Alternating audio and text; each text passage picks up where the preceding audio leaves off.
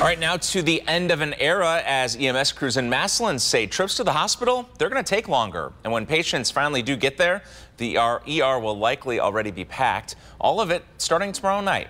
It's all fallout from the Affinity Medical Center closing its doors. EMS will now have to drive 15 minutes further.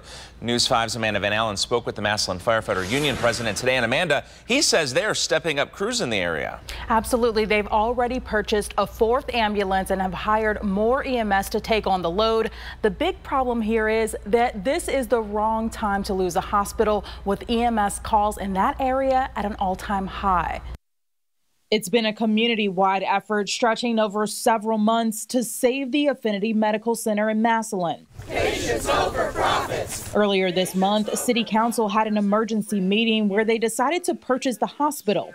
Now they're hoping for someone to come in and take Affinity's place, or for employees to step up and manage it themselves. But until all of that gets figured out, Affinity is still closing Sunday night, and EMS crews are a bit worried. I believe over 70% of our calls last year went to Affinity Medical Center. That was Patrick Perkowski, the Massillon Firefighters Union president.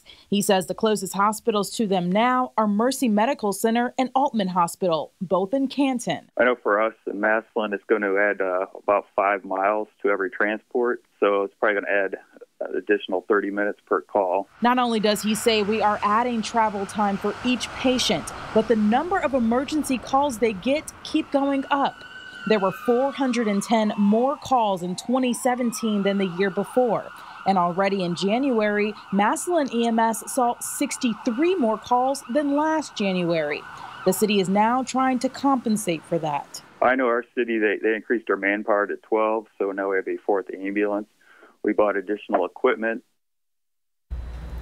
And Affinity employed over 800 people who will now have to find new jobs, but they will be paid until March the 6th. Live tonight in the studio, Amanda Van Allen, News 5.